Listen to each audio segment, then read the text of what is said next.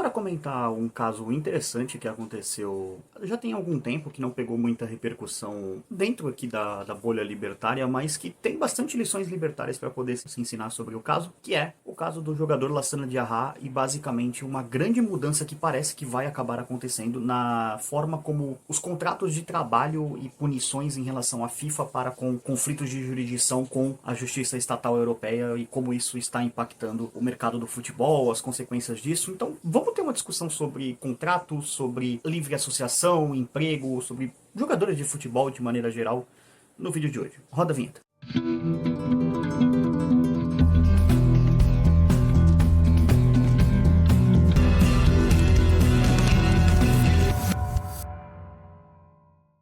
E aí pessoal, beleza? Bem-vindos ao canal Libertário 013, o meu nome é Caio, esse é um canal libertário, eu falo sobre economia, filosofia, política e ética por essa perspectiva, e também, às vezes, sobre outros assuntos, como por exemplo futebol, o qual eu tenho uma playlist dedicada a isso, eu vou deixar o link dela aqui na descrição, chama Ancap Foot, nome criativo, enfim, mas quando eu tenho alguns assuntos assim que estão relacionados ao futebol e dá pra falar por uma perspectiva libertária, eu coloco lá na playlist, porque eu gosto de falar sobre isso também. E eu acho que esse caso do Lassana Diarra é um caso bastante interessante para se entender o impacto de jurisdições em decisões de entes privados, vamos dizer assim.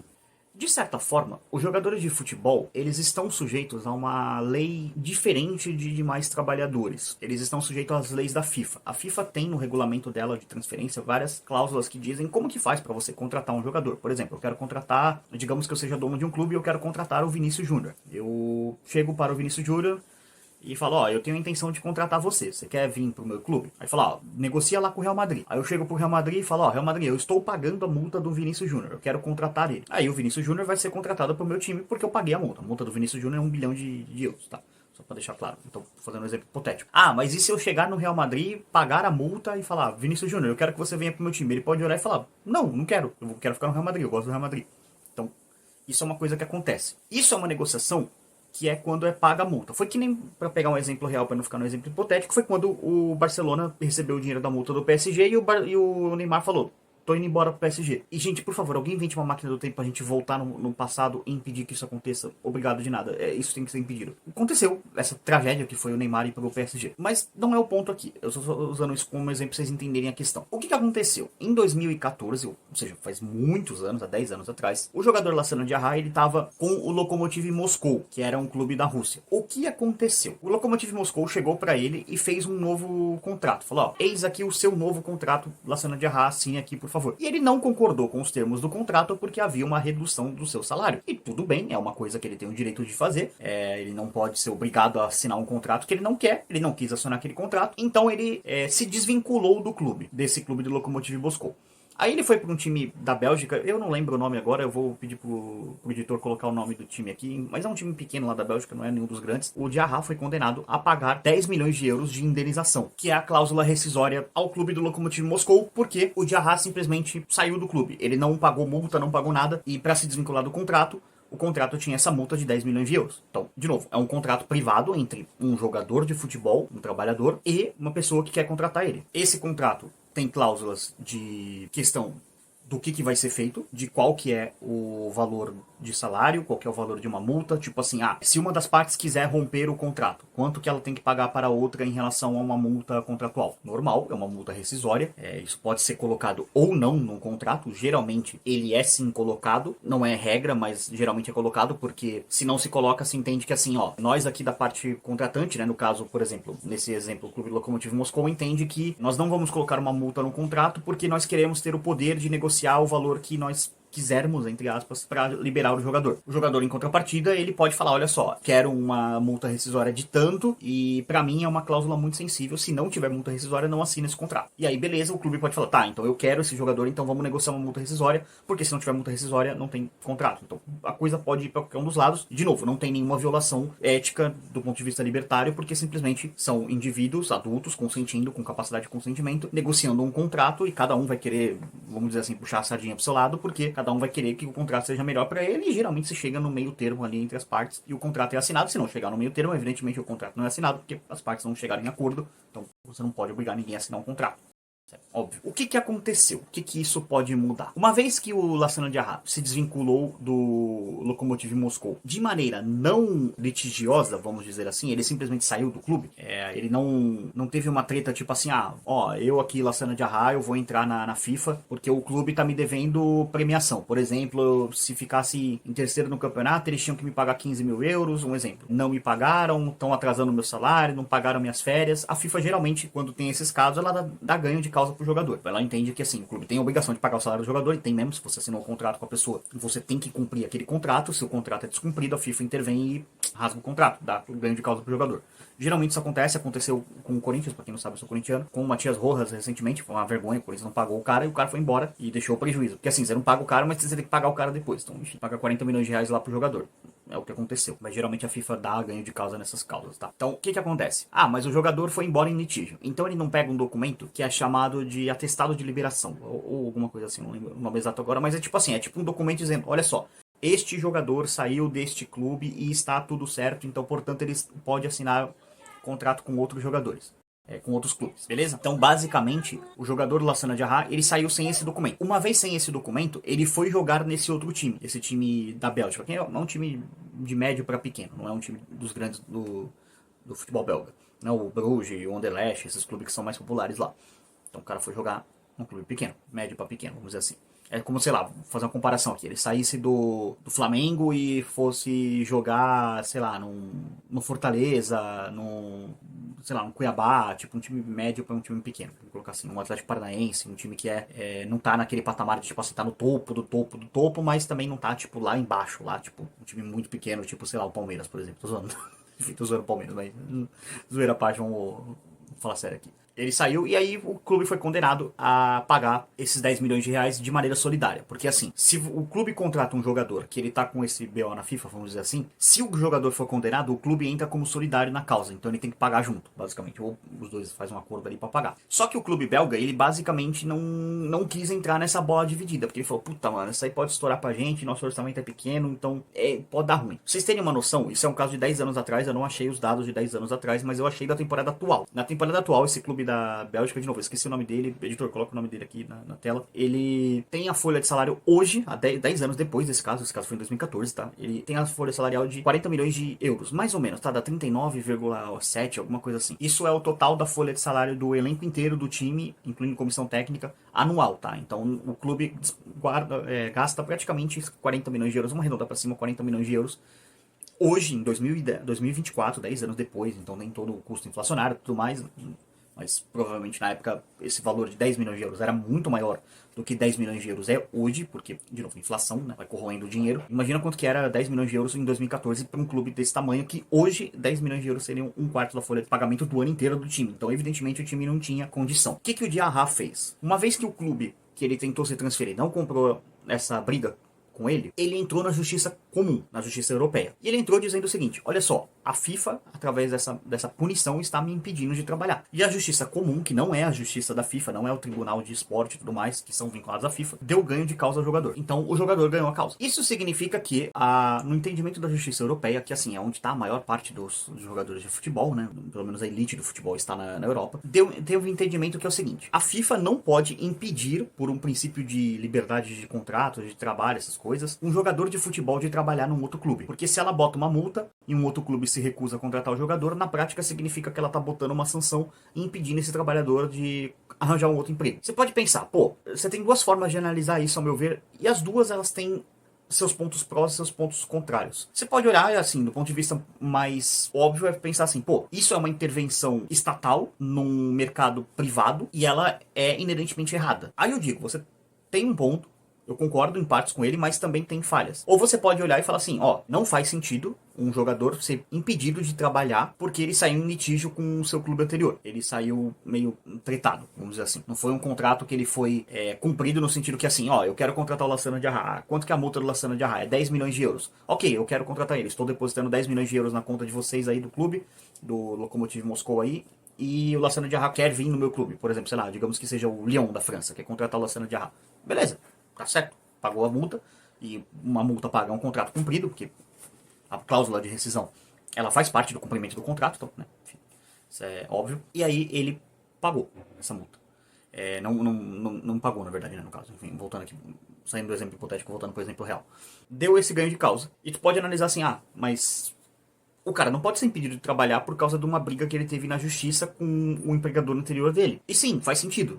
Tem uma lógica. É como você dizer assim, então eu saí do meu emprego, eu processei a minha empresa anterior porque a gente teve uma divergência ali de entendimento das cláusulas do contrato, então enquanto não se resolver esse BO na justiça, eu não posso trabalhar de novo. Do ponto de vista do trabalhador, isso é muito ruim, mas uma relação entre trabalhador e contratante, né, contratante e contratado, ela não é feita só pelo lado do contratado, tem o lado do contratante, porque, por exemplo, para clube grande, dificilmente isso vai mudar alguma coisa, mas no entendimento da FIFA agora, ela na prática anula o regulamento do artigo 17 da parte de transferência da FIFA. Porque como que a FIFA pune clube e jogador que não paga? Ela dá uma sanção, dá um transfer ban, não dá esse atestado liberatório, que é pro cara se inscrever. Então, por exemplo, o Diarra não conseguia se inscrever em outro clube porque basicamente ele tinha esse BO pendente. Ele falou, ô Diarra, tu tá devendo 10 milhões de euros ali pra aquele clube porque tu saiu do clube, tipo, tu não indenizou o teu antigo empregador, tu não cumpriu o teu contrato e agora a gente não vai dar um documento pra você poder trabalhar em outros locais porque você precisa resolver aquela pendência primeiro, senão tu não trabalha. E do outro lado tem um entendimento da justiça estatal que interferiu nisso, né, nessa regra privada da FIFA, que é tipo, peraí, mas tu não pode punir o cara enquanto ele tiver com essa pendência, porque senão na prática tu tá impedindo ele de trabalhar e tu tá, tipo, tirando os meios de existência dele. Porque aquilo, o cara é um trabalhador, jogador de futebol, independente se ele é um jogador de elite, se ele é um jogador rico, é como ele ganha a vida dele, é como ele tem o dinheiro dele.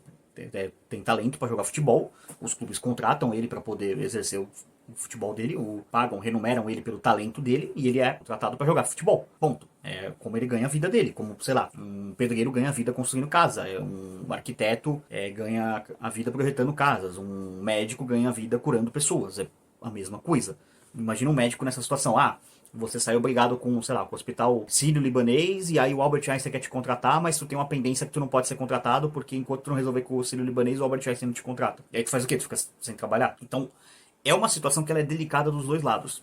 Só que isso pode mudar muita coisa, porque você tem um problema, que e clubes formadores pequenos? Porque, sei lá, vamos pegar um jogador assim que ele esteja se destacando no Avaí e saiu da base. Aí chega um clube lá, mais ou menos ali, mediano, pequeno da Europa, e o cara fala, porra, eu ganho 10 mil reais por mês aqui, 5 mil reais por mês, que pra realidade do futebol é um salário baixo. Pô, o clube da Europa tá oferecendo pra mim 50 mil euros pra eu assinar o contrato, acho que o euro tá 7 reais, 6 reais, enfim, vamos fazer que seja 7. Então, vamos imaginar que o cara ganha 5 mil reais por mês, então ele faz 65 mil reais por ano, porque aqui no Brasil tem o bagulho de 13º e férias, dá 70 na verdade. Então 70 mil reais por ano é a renda dele. Chega um clube europeu e oferece pra ele, sei lá, 20 mil euros de luva, então daria 140 mil reais, então tipo, só a luva do contrato já é 2 anos de salário dele e oferece pra ele um salário de 5 mil euros por mês, o que daria 35 mil reais. Então na prática, ele sai de fazer 70 mil reais por mês, por ano, pra tipo, em 2 meses ele já ter feito 70 mil reais na mesma proporção. Então isso vai mexer com a cabeça dos jogadores, especialmente se for um jogador novo, e ele pode simplesmente falar, ô Avaí, valeu, falou, tô indo embora, fui, e ir embora e depois, tipo, resolver a treta na justiça e ele poder ir embora pra Europa por causa que não pode restringir um trabalhador de trabalhar por causa de brigas, disputas internas. Vamos colocar alguns pitacos libertários aqui nessa questão. Eu só fiz uma expositiva do problema, agora vamos tentar analisar essa questão por uma perspectiva libertária. A FIFA, de maneira geral, ela é uma entidade privada, ela tem os problemas dela, tá? Eu não tô dizendo que a FIFA é perfeita, meu Deus do céu, é um exemplo de gestão, não é, tem muita corrupção na FIFA, não vou colocar minha mão no fogo pela FIFA, mas assim, se você é um jogador de futebol, você entende que ao jogar futebol você estará sujeito às leis da FIFA, que é a entidade que regulamenta o jogo, que é quem faz as regras do jogo. Deveria ter uma segunda entidade que regulamenta o jogo? Sim, concordo, deveria ter. A FIFA deveria ter competição. O fato da FIFA ser um monopólio, ela faz o futebol ser pior. Mas isso não é assunto para esse vídeo. É só colocando um ponto aqui que quem vier fazer esse argumento eu não vou discordar, pelo contrário, eu vou concordar. A questão é, uma vez você sendo um jogador de futebol, você concordou com aquelas regras. Então, especialmente quando você assina um contrato com um clube, o clube não pode simplesmente querer que você não descumpra aquele contrato. E também você não quer que o clube descumpra o contrato com você. É uma relação que você quer que seja harmônica. Ou seja, eu tenho que receber 10 mil euros por mês pelo meu salário aqui como jogador de futebol. Beleza, você quer ali que no final do mês tenha 10 mil euros na sua conta, porque você recebeu esse dinheiro, porque você trabalhou, você não teve nenhuma falta, você se apresentou pros treinos, pros jogos, quando foi convocado, não arranjou nenhuma briga interna ali, tipo, igual o Marcelo arranjou no último final de semana aí, que ele foi entrar em campo, arranjou treta com o treinador e acabou sendo despedido do clube, enfim, você não quer que isso aconteça, que esse tipo de coisa aconteça.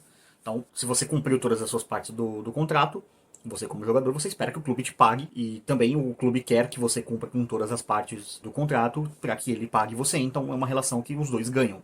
O clube ganha o talento do jogador e o jogador recebe uma remuneração por isso. Então a FIFA pode punir jogadores, ela até poderia, né? Agora tá em disputa se ela vai poder punir ou não jogadores pra tipo, mas esse cara descumpriu o contrato arbitrariamente, então vamos botar uma punição nele porque basicamente ele tá sendo um mau profissional. Porque na prática, um jogador de futebol que descumpre o contrato dessa maneira, ele tá sinalizando que assim, ele não se importa muito com o contrato. O que isso pode levar? Isso pode dar algumas consequências. Primeiro, clubes muito pequenos que são formadores de jogadores, eles vão acabar se prejudicando muito. Por quê? Multas rescisórias, elas são mecanismos de proteger os jogadores de assédio. É tipo assim, eu tenho... O Santos faz muito isso, tá? O Santos é um clube notável por revelar grandes talentos, né? Enfim, Neymar, Rodrigo, vários caras aí que foram revelados no Santos. Robinho lá atrás, né? Enfim, com os problemas que ele tem, mas ele foi revelado no Santos. Diego também. Então o que o Santos faz? Caiu um raio de novo na Vila Belmiro. Spoiler, cai toda hora. É bizarro, toda hora aparece um moleque bom pra caralho no Santos. Caiu mais um raio lá na Vila Belmiro. Parece que tem tempestade de raio lá na vila. Caiu esse raio. Aí beleza, surgiu um moleque lá. O que o Santos faz? Mete uma multa de 100 milhões de euros, 200 milhões de euros. Por quê? Porque se algum clube quiser contratar o moleque, mano, vai ter que pagar a multa. Paga uma bolada pro Santos, o Santos ganha uma puta grana. Geralmente enfia esse dinheiro na bunda, né? Porque o Santos é muito mal administrado. E coloca esse dinheiro no bolso do clube, muito provavelmente, muito certamente, supostamente no bolso de algum dirigente, né?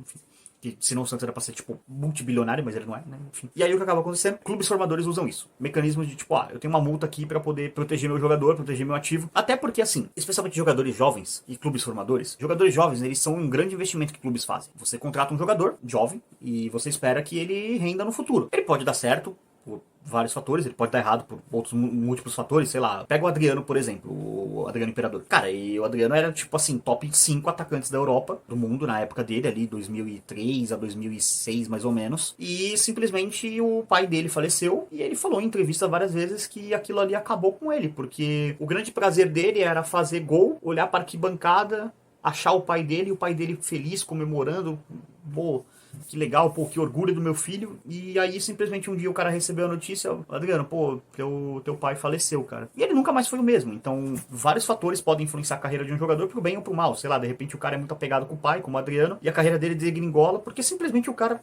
olhou para aquilo e falou, cara, eu jogava para fazer gol pro meu pai, para deixar meu pai feliz, agora meu pai não tá mais aqui, por que eu vou fazer isso, entendeu? Então o cara perde completamente a motivação, então o clube de futebol, ele quer ter esse investimento, então pode dar certo, pode dar errado, vários dão errado, a maioria dá errado, mas os que dão certo, você compensa marginalmente. E para clubes formadores isso é péssimo, porque simplesmente vamos imaginar que surgiu um novo Adriano lá no Flamengo, um cara alto assim, forte, canhoto, que chuta bem pra caramba, um bom centroavante. E aí, sei lá, vamos pegar que chega um clube grande da Europa, chega um Barcelona, um Real Madrid, uma Inter de Milão, um Milan, e começa a falar pro moleque, moleque, vem pra cá, vamos pra lá. E aí o clube não quer pagar essa multa rescisória pro Flamengo. Vamos colocar que seja 100 milhões de euros. O moleque pode simplesmente se desvincular do clube, ir embora do clube, e depois vai resolver a treta na justiça de acordo com a capacidade pagadora do clube. Então, isso que foi uma coisa da decisão também que fica meio arbitrário, porque assim, entra o arbítrio do Estado. O Estado vai decidir o quanto que o clube pode pagar ou não. E aí, de repente, se pega um juiz mais socialista das ideias, ele fala, esse clube aqui é muito rico, esse outro clube é muito pobre, então tem que distribuir renda, então vamos colocar um valor exorbitante para poder indenizar o clube pobrinho, porque tadinho, os ricos exploram os pobres. Enfim, fica arbitrário essa jogada. Vai mudar muita coisa, porque a FIFA agora ela tem um dilema em mãos, que é como que eu vou proteger os clubes pequenos formadores, né, que formam jogadores. Não necessariamente clubes pequenos, tá? Eu usei o Santos aqui como um clube formador, não como um clube pequeno, tá? Não é muito intuito aqui dizer que o Santos é um clube pequeno, até porque seria simplesmente falsear a realidade. O Santos é um clube gigante. E talvez um dos maiores clubes do mundo, pelo menos no mínimo, no absoluto mínimo, top 5, tá? Você tem que colocar o Santos no ranking de maiores clubes do mundo. Então, mas o Santos é conhecido por ser um clube formador, muito formador de jogador. Então, né, como é que você, por exemplo, vai proteger o Santos de grandes predadores europeus, como por exemplo Barcelona, Real Madrid, o Real Madrid principalmente, né, que o Real Madrid é engraçado, mano. O moleque aqui chutou uma bola, sei lá, cresceu pelo naquele lugar lá, o Real Madrid já veio, opa, dá moleque, dá criança aqui, dá criança que eu vou levar. É bizarro. Então, tá acontecendo isso, entendeu? Agora, se mudar mesmo essa lei, vamos ver o que vai acontecer, qual vai ser a resposta da FIFA. Se tiver, eu até faço um vídeo sobre isso. Porque na prática os clubes pequenos se ferraram muito e multas rescisórias, elas deixaram de ter um peso que elas tinham. Porque assim, uma multa rescisória era uma multa rescisória. Era você chegar e falar assim, olha só, eu tenho interesse em contratar esse jogador. Aí o clube pode alegar e falar, olha só, eu não quero negociar esse jogador. Para você tirar esse jogador do meu clube, você vai ter que me pagar a multa. E o clube que quer contratar pode falar, beleza, show, eu pago, não tem problema. Quanto que é a multa? Ah, 100 milhões de euros. Ok, toma aqui o dinheiro, eu quero um seu jogador. Eu estou pagando 100 milhões de euros por ele, quero ele. Ponto. Isso era uma forma de proteger os caras. Agora não. Pode rolar um certo assédio, vamos dizer assim, dos clubes europeus, fazer a cabeça do moleque ali, especialmente o jogador mais novo, e o cara meteu o pé porque, enfim, ele quis meter o pé. E aí depois briga na justiça pra ver, porque na prática ele pode meter o pé, ser meio filho da puta, descumprir contrato e ir pro outro clube e depois ver o que acontece. O que eu acho que vai acabar acontecendo se isso virar a regra? Clubes de futebol, eles vão começar a valorizar muito mais uma coisa de que é tipo assim, uma postura ética e moral de jogadores que respeitam muito a questão da multa, da cláusula rescisória, e esses jogadores que são mais filhas da puta, vamos dizer assim, que estão descumprindo o contrato, usando dessa brecha na lei que é o Estado abriu, eles vão começar a ser segregados do mercado. Por mais talentosos que eles sejam, muito clube não vai, por exemplo, vamos imaginar assim, um jogador, o Zezinho, por exemplo. O Zezinho saiu do Santos, brigado com o Santos, e aí ele foi pro, sei lá, pro Napoli, por exemplo, que não é um clube tipo topo. Aí foi pro Napoli. Aí ele ficou 2 anos no Napoli, encheu o saco do Napoli e falou, foda-se o Napoli, eu quero ir pro Milan. E aí fez a mesma coisa que ele fez com o Santos. Aí beleza, aí ele vai lá, vai pro Milan, joga mais 3 anos ali, a torcida, gosta dele, daqui a pouco ele chega uma proposta do Real Madrid, ele fala, porra, Real Madrid, mano, eu quero ir pro Real Madrid. E aí ele vai e faz a mesma merda com o Real Madrid, com o Milan, que ele já fez com o Napoli e ele fez com o Santos. Daqui a pouco o quarto clube vai olhar pra esse cara e falar, puta, mano, eu vou contratar esse cara mesmo? Olha o que esse cara fez com os outros clubes. Pô, de repente esse cara dá na telha dele aqui, maluca, dele querer ir embora do nada, e eu fico com prejuízo. Então, meio que eu acho que mesmo com essa interferência do Estado, que assim, de novo, eu não acho ela totalmente ruim, a ideia por trás, eu não gosto que seja uma interferência do Estado, eu acho que isso deveria, a FIFA mesmo deveria ter percebido esse problema, e é aí que está o problema de você ter um monopólio da jurisdição do futebol, o que torna leis piores, porque, vamos colocar assim, no absoluto mínimo, que essa lei, ela não era perfeita, ela tinha falhas, e o caso do Lassana de Arraes pôs uma falha dela. Então por isso que é ruim você ter interferência do Estado num local, mesmo que seja assim, por uma boa intenção. Porque a interferência do governo pode causar um problema pior. Vamos ver o que a FIFA vai fazer. Isso aí vai ser interessante. Dependendo da resposta da FIFA, eu faço mais um outro vídeo aqui para cobrir o caso, para ficar meio que uma parte 1, parte 2. Mas por hora, o que eu acho mais provável é que, se esse entendimento virar realidade, jogadores que descumprem contratos vão acabar sendo boicotados naturalmente no meio do futebol, porque simplesmente dirigentes não vão querer contratar um cara que, sei lá, você paga 100 milhões de euros, 70 milhões de euros no cara, uma boa grana, e daqui a pouco o cara simplesmente vai embora do teu clube, ele vai para um outro clube que o juiz lá que arbitra a causa decide que, sei lá, tem que pagar 30 milhões de euros, e aí você fica no prejuízo em relação a quanto você pagou pro jogador, quanto você recebeu de transferências. Enfim, é um caso complexo. Desculpa aí, galera, pelo vídeo longo, mas eu acho que se faz necessário, porque são muitas nuances para se explicar. É um assunto interessante, como vocês podem ver, tem muito argumento pros dois lados, de tipo, beleza, até mesmo argumentos libertários, tá? É possível, por mais bizarro que seja, você fazer um argumento estruturado na ética libertária defendendo a intervenção do Estado no mercado da FIFA. E até você defender o outro lado também, falar, não, mas é contrato, o contrato tem que ser cumprido, mas peraí. Aí tem a questão, você não vai deixar o cara trabalhar, enfim. Tem os dois lados, eu acho que é interessante. Deixa a sua opinião, o que você acha nos comentários. Eu acho que realmente é um caso bem divisível pra gente libertária. Eu tentei apresentar os dois lados aqui, eu realmente não tenho uma posição sobre isso, tá? Eu não tenho. Não é um vídeo que eu vou vir aqui e defender, isso aqui tá certo, isso aqui tá errado, porque eu olho pro outro lado e falo, pô, tem bons argumentos aqui, então vamos debater aí nos comentários, vamos trocar mais ideias aí entre vocês, entre eu e vocês aí também, porque o vídeo não acaba aqui, né? Acaba com vocês aí nos comentários. E se você chegou aqui até o final, nesse vídeo mais longo aí do que o habitual, primeiro, se inscreve, muito importante, ajuda a engajar o canal, aumentar o número de inscritos. Segundo, um recado rápido aqui pra galera do canal. Vocês perceberam que a frequência de vídeos deu uma caída? É porque eu tô trabalhando na série da Crise de 29. Eu vou deixar aqui na descrição os 2 trailers que eu já fiz sobre isso. Então, né, se você não viu, veja lá. A série vai sair no dia 15 de dezembro. O vídeo da Crise de 29 vai sair. Vão ser 16 vídeos, spoiler pra galera que chegou aqui até o final, já vai saber quantos vídeos são. Primeira vez que eu tô anunciando isso publicamente no canal. Então, serão 16 vídeos, o qual eu vou começar falando sobre a história do Federal Reserve, barra por que o Federal Reserve tem que acabar, depois falar um pouco sobre a crise de 1920, depois falar um pouco sobre o Woodrow Wilson e o Roosevelt, que são os dois principais causadores da crise de 29, e o Woodrow começa e o Roosevelt basicamente caga tudo. Então, aí depois eu começo o próprio vídeo da crise em si.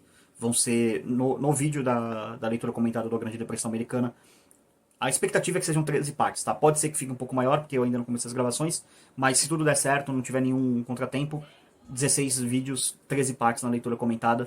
Então, vai ser basicamente isso.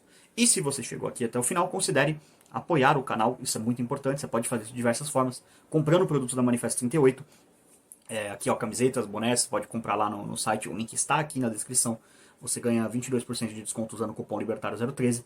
Você também ganha desconto se você contratar o Nathan, que é o meu parceiro que dá aula de inglês, da Make Easy English. Só falar que veio pelo canal, manda um printzinho lá comprovando que você está inscrito, você vai ganhar um desconto na hora da sua matrícula, para poder aprender a falar inglês mais barato, né? Sempre bom, façam inglês, aprendam inglês, é muito importante. E se você quiser contratar os parceiros aqui do canal, que é a Ana, que faz a parte de design de thumbs, e o Germano, que é quem está cuidando da edição do canal, o link do contato deles está aqui na descrição. Sigam a página do Germano também, que é a Ancapistão aqui agora, para poder ajudar. Deixa um comentário lá, vim pelo Libertário013 para ver que a parceria está dando certo. Se você quiser apoiar o canal de maneira mais direta, não comprando produtos dos parceiros, você pode apoiar doando para o canal através de Bitcoin e outras criptomoedas, estão aqui na descrição. Ou você pode apoiar o canal diretamente mandando um Pix. O Pix é o contato.libertario013@gmail.com. O link está na descrição aí também, só copiar lá, enfim, mande o valor que você quiser. E um último recado aqui antes de encerrar o vídeo. Eu estou buscando patrocinadores para o vídeo da série da crise de 29. Se você tem interesse em patrocinar a série, manda um DM ou manda um e-mail aqui também, que é o e-mail, que é o Pix do canal, que é o contato.libertario03@gmail.com. A gente troca ideia, eu passo meu telefone no e-mail, enfim, a gente conversa. Ou então, se você tiver em alguns grupos libertários aí que eu tô, pode mandar uma mensagem no DM também, que a gente troca uma ideia, no privado lá, para poder buscar patrocinadores. Estou buscando patrocinadores para a crise de 29. Basicamente a ideia é você patrocina e eu faço uma public no vídeo, então ajudar a patrocinar a série, porque assim, o YouTube não me paga ainda pelo conteúdo, quem me paga são vocês, o que eu agradeço muito, mas eu preciso também levantar uma grana para isso, porque eu coloquei basicamente a galera para fazer um baita trabalho, a Ana e o Germano, e eu quero que todo mundo receba uma grana, inclusive eu também, né, porque é um grande trabalho, é uma coisa que o Rafael Lima começou a fazer, mas não terminou, então eu meio que vou fazer o que ele terminar o que ele começou. Então, se você tem uma empresa libertária ou não e que tiver interessado em patrocinar a série, lembrando, o tom vai ser mais acadêmico, eu não vou estar bonezinho, essas coisas, eu vou estar no tom que eu tô lá no Sailor, pra quem viu o trailer, tá ligado? Eu tô de social, blazer, enfim, vai ser uma coisa mais formalzinha. Então, se você quiser apoiar um conteúdo libertário, de graça, que vai ser expectativa que seja umas 20 horas de conteúdo, né? Mais ou menos, não sei quanto vai dar ainda, mas é pelo menos umas 20 horas. Então, se você quiser apoiar um conteúdo independente, manda um e-mail aí pra gente trocar uma ideia pra fechar uma parceria. Enfim, feito esses avisos finais aí, agradeço a todo mundo que chegou até aqui, que viu o vídeo inteiro. Por esse vídeo é isso. Tchau, tchau.